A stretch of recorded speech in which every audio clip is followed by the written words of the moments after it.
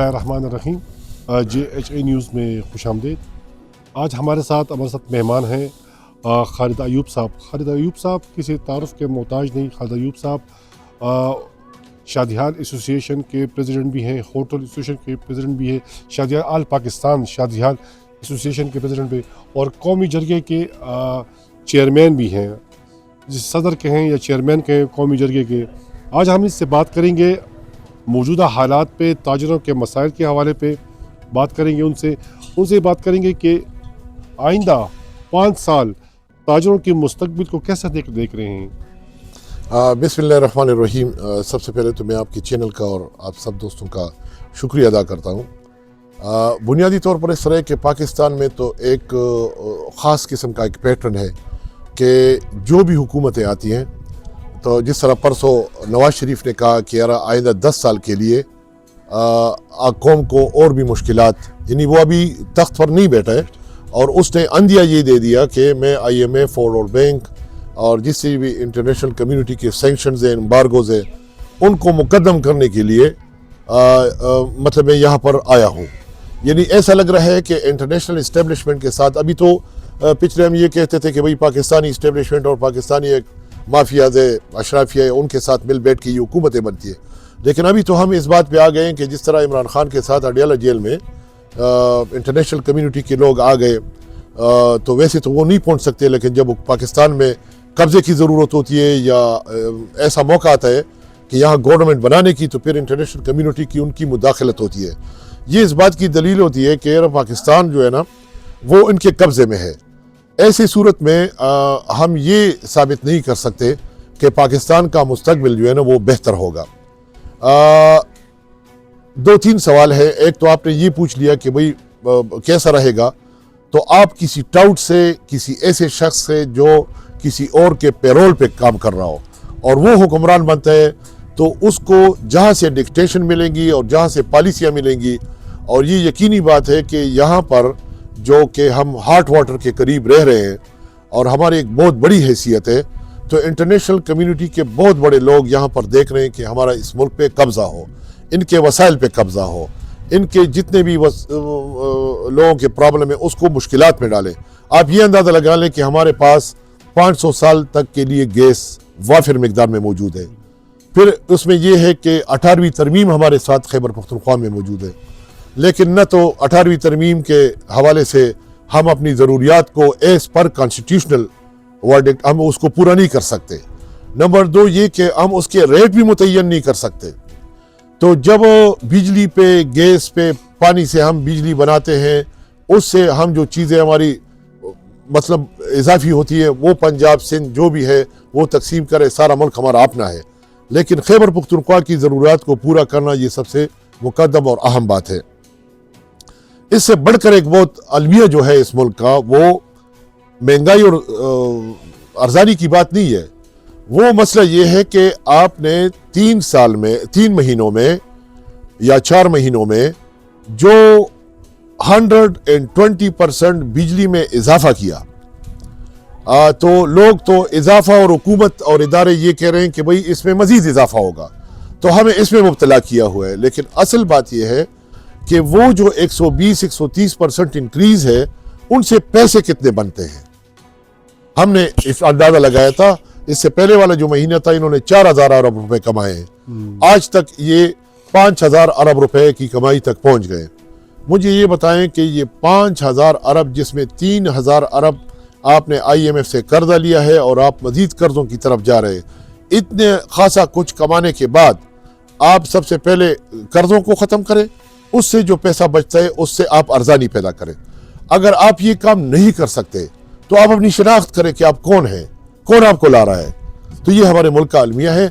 और इसमें मैं ये नज़र देखता हूँ कि अभी आइंदा अगर PTI की गवर्नमेंट आ गई तो पंजाब में इन्होंने मतलब ये तो इलेक्शन या वोटिंग के ज़रिए हुकूमत नहीं है, ये इंजीनियर तरीके से आई हुई है, ये बनावट के ज़रिए आई है, ये मैनिपुलेटेड है। तो ऐसे तरीके में आप इस मतलब मरकज़ और जो सूबा है उसकी महाजाराइयाँ शुरू हो जाएंगी और उसमें फिर ये होगा कि मरकज़ हमें पैसे नहीं दे रहे हैं, मरकज हमारा फंड का रही है, मरकज बिजली की मद में, फला की मद में, इस मद में, तो ये सारे सिलसिले अब चलेंगे। इससे ये 5 जो हम देखें तो 10 साल पहले भी जी। वहाँ पे मरकज़ में और हुकूमत थी और यहाँ पे PTI की गवर्नमेंट थी, तो यही सिलसिला, यही मौजू चलता रहता कि वफाक ने हमें फ़ंड नहीं दिए, यही सिलसिला अभी भी जारी रहेगा। देखिए जी, गुज़िश्ता 20-25 साल से ये चक्कर चल रहा है और पख्तूनों को टारगेट बनाया हुआ है। आप देख लें कि जब भी इस्लामाबाद में बड़े बड़े जलसे होते हैं तो आप देखते हैं हमारे बेवकूफ़ पख्तूनों के पीछे लोग कहते हैं कि वो हमारे पठान कहाँ पर हैं, तो हमारे बेवकूफ़ लोग चले जाते हैं इस्लामाबाद में, उनके लिए जलसे मजबूत कर लेते हैं। पूरे पाकिस्तान से 5% लोग नहीं आते, यहाँ से 95% लोग पहुँच कर वहाँ पर उनकी जलसों को मजबूत बना लेते हैं।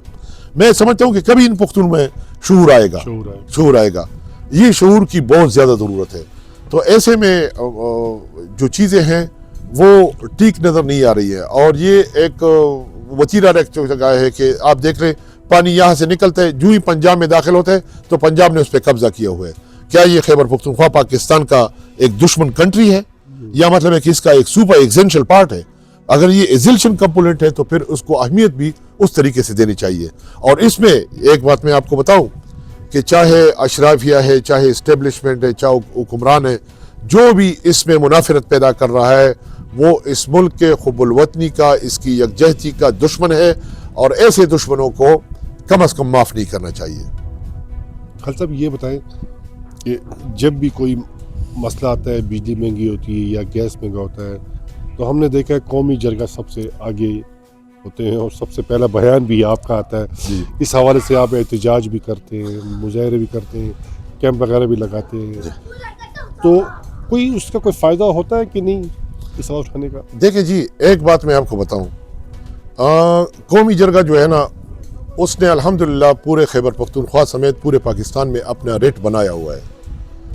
जिस तरह अभी आपने कहा कि यारा सबसे पहले आप बयान दे देते हैं, तो आया मुझे ये बताएं कि मेरा जो बयानिया होता है वो एक तो मेरा ज़ाती नहीं होता, मैं इर्द गिर्द लोगों की परेशानियाँ, और मेरा असल कौंसल कौन है, असल कौंसल जिनसे मैं मुशावरे देता हूँ वो गरीब होता है जो सड़कों पर बैठा होता है, जो भीख मांगता है, जो फरियाद करता है कि या अल्लाह हमारे लिए कोई भेज दे।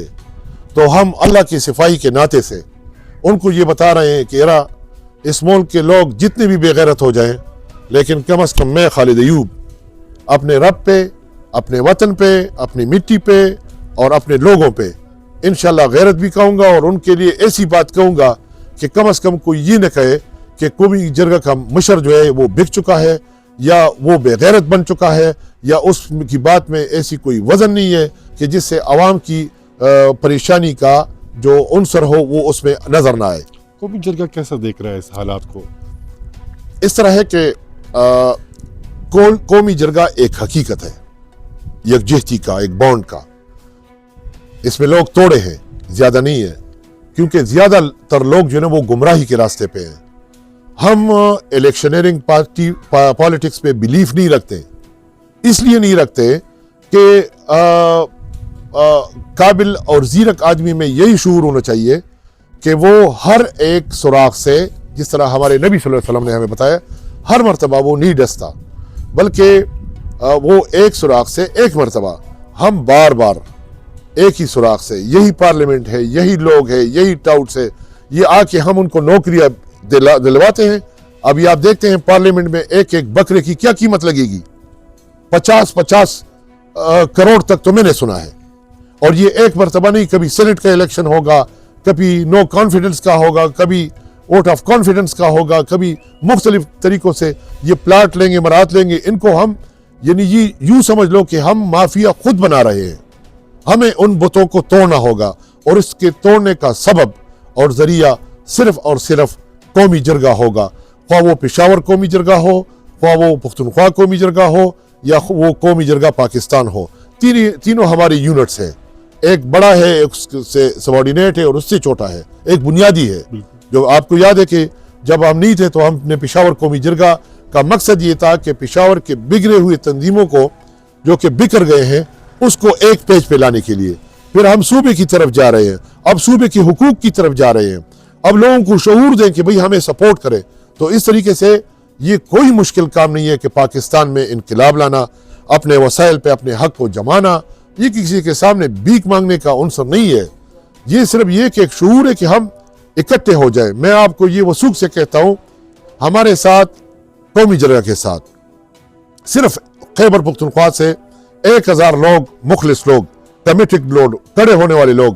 میں آپ کو بتا دیتا ہوں کہ میں آپ کو بتا دوں گا کہ یہ 1 کروڑ اور 2 کروڑ لوگوں کے ساتھ کس طرح فائٹ کرتے ہیں. ہمیں گر آتا ہے. دیکھو یہ جو پولیس والے ہوتے ہیں ایک علاقے میں یا فوجی ہوتے ہیں, پاکستان میں 25 کروڑ آبادی ہے, لیکن آپ دیکھتے ہیں کہ 6 لاکھ آرمی ہے. اب 6 لاکھ آرمی 25 کروڑ کو کس طرح کنٹرول کرے گا؟ تو یہ ایک میکینزم ہے, ایک ٹیکٹس ہے, ایک انفراسٹرکچر ہے, اسی کے ذریعے یہ کنٹرول کیا جاتا ہے. سیم اسی پیٹرن پہ ہم اپنے قومی جرگہ کو بھی کنٹرول کرنا ہے. اس میں ڈیفرنٹ شاخیں ہیں, ہمارے فورسز کے اپنے شاخیں ہیں, ہمارے بیوروکریسی کے اپنے شاخیں ہیں, ہمارے پولیٹیکل اورینٹڈ سیکٹر کے الگ الگ شاخیں ہیں. اور جو تعمیراتی ہے کہ اگر اس میں ایگریکلچر ہے, اس میں مطلب ہے کہ نوکر پیشہ لوگ ہیں, مزدور کش ہے, محنت کش ہیں, بیوروکریٹس ہیں, ہیلتھ ہے, ایجوکیشن ہے, جو بھی ہے اس کے اپنے اپنے کونسلز ہیں. تو ان میں جو لوگ ہیں ہم ان سے مشورہ لیتے ہیں اور پھر ایک بڑے فورم پہ ہم اس کو ایڈریس کرتے ہیں. ایک شارٹ سا جواب دے دی. تاجروں کے مسائل کے حوالے سے, تاجر جو پہلے بھی کرونا سے لے کر اب تک زوال پذیر ہیں, جی وہ اپنے آپ کھڑے نہیں ہو رہے ہیں, جی, کیونکہ ان پہ اسی طرح بوجھ آ رہا ہے, ان پہ اس طرح بوجھ آ رہا ہے. تاجروں کے مستقبل کے حوالے سے بتائیں. اس طرح ہے کہ اگر سی پیک کا مسئلہ اور رشین جو ٹریک ہے, یہ دونوں ٹریک اگر گرم پانی تک پہنچ جائے تو پھر پاکستان میں کوئی بھوکا نہیں سوئے گا. یہ تو بنیادی ایک بات ہے. اب مسئلہ یہ ہے کہ اس کو ہینڈل کس طرح کیا جائے. تو یہ ایک نیشنل ایشو ہے اور اس پہ بڑے بڑے جو لوگ ہیں ان کا کام ہے. جہاں پر تاجروں کا کام ہے تو تاجر آپ دیکھ لیں کہ اس میں انڈسٹریلسٹ ہیں, اس میں ایکسپورٹرز ہیں, اس میں امپورٹرز ہیں, اس میں کاروباری طبقات ہیں, اس میں پروڈیوسنگ یونٹس ہیں, اس میں زمین سے نکلنے والے جو پروڈکٹس ہیں. یعنی ان تمام چیزوں کو اگر ہم مینج کریں اور اس کی طرف دیکھ لیں اور ان کو مضبوط بنا دیں تو ہم IMF کے قرضے سے بھی بچ جائیں گے اور ہم اپنے پاؤں پہ بھی کھڑے ہو جائیں گے اور ہم ایک بہترین قوت کے طور پر اپنی اکانومی کو بھی مضبوط کر لیں گے اور اس کے ساتھ اپنے پولیٹیکل سٹرکچر کو بھی دوام بخشیں گے. یہ تھے جی خالد ایوب صاحب. خالد ایوب صاحب سے اگر جتنی بات کریں اسی کا اتنا ہی جواب ملے گا, کیونکہ تجزیے کا اور یہ سمندر سے ہیں اور ہمارا پروگرام کا ٹائم انتہائی شارٹ ہوتا ہے اور بڑی زبردست باتیں کی ہیں, بہت پوائنٹ والی باتیں کی ہیں, تھوڑی باتیں کی ہیں مگر پوائنٹ سے انہوں نے بتایا کہ کیا حالات چل رہے ہیں, کیا ہونے والا ہے اور کیا ہو چکا ہے. تو انشاءاللہ اگلے پروگرام میں کسی اور مہمان کے ساتھ ہم حاضر ہوں گے. تب تک اجازت دیں. اللہ حافظ.